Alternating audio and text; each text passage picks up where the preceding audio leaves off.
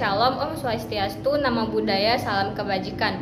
Bersama saya Ralvina Tambunan dengan nomor induk mahasiswa E1121221009 Program Studi Antropologi Sosial, dan video ini saya buat untuk memenuhi tugas pada mata kuliah Analisis Jaringan Sosial yang diampu oleh Mas Agus Yuliono, SPD MA, dan Mbak Hildawati Esos MA.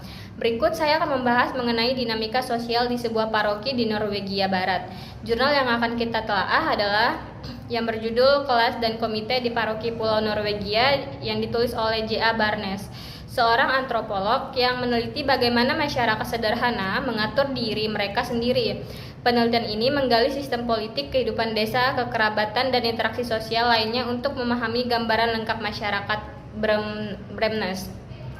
Nah, tulisan ini merupakan studi antropologi sosial mengenai struktur sosial dan organisasi masyarakat di sebuah paroki bernama Bremnes di Norwegia Barat.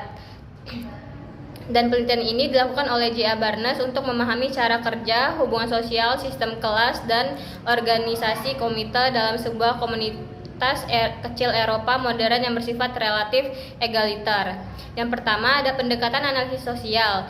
Barnes membagi sistem sosial Barnes ke dalam 3 bidang interaksi sosial. Yang pertama, bidang teritorial berbasis dusun, lingkungan, dan paroki. Disinilah kegiatan administratif dan kehidupan rumah tangga berlangsung. Kedua, bidang industri mencakup pekerjaan seperti perikanan dan pabrik. Hubungan sosial di sini lebih fungsional dan kompetitif.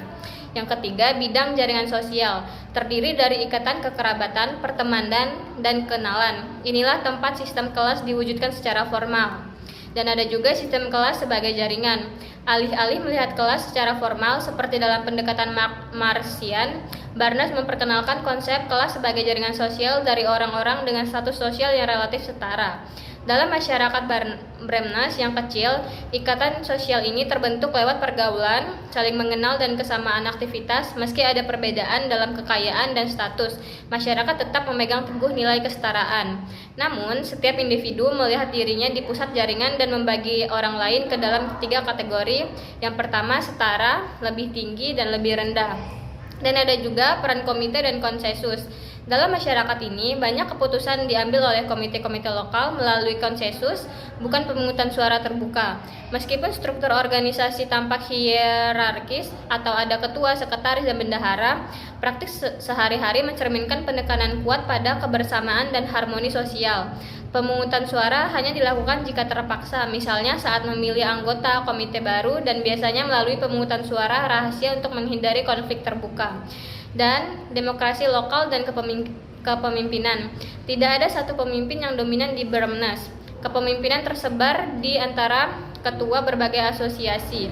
Masyarakat diatur oleh semacam pemerintah oleh komite, dan walaupun para pemimpin memiliki tanggung jawab, mereka tidak menjadi simbol tunggal komunitas. Jaringan kekerabatan dan persahabatan yang saling terkait menjadi perekat utama di kehidupan sosial. Terus juga ada dinamika sosial dan perubahan. Barnes juga mencatat bahwa meskipun nilai-nilai egaliter mendominasi, ada kecenderungan ke arah stratifikasi sosial di masa depan. Hal ini terlihat dari akses yang berbeda terhadap pendidikan, pengaruh industrialisasi, dan perbedaan pendapat. Namun, sistem perpajakan tinggi, pembagian warisan yang merata, dan beasiswa membantu menekan ketimpangan ini. Barnes menempatkan Bremnes dalam konteks sejarah Norwegia pasca kolonial. Ia mencatat bagaimana kemerdekaan dari Denmark dan demokratisasi memungkinkan munculnya kepemimpinan dari kalangan petani biasa dan memudarnya dominasi birokrat elit. Transformasi serupa katanya mungkin terjadi di bekas wilayah jajahan lain di dunia. J.A. Barnes memperkenalkan ide revolusioner bahwa kelas sosial dapat dipahami sebagai jaringan sosial, bukan hanya kategori ekonomi atau status formal. Ia juga menunjukkan bagaimana struktur sosial dalam masyarakat kecil dapat mencerminkan dinamika kekuasaan, konsensus, dan perubahan sosial yang relevan bahkan untuk masyarakat modern yang lebih besar. Sekian dari saya. Assalamualaikum warahmatullahi wabarakatuh.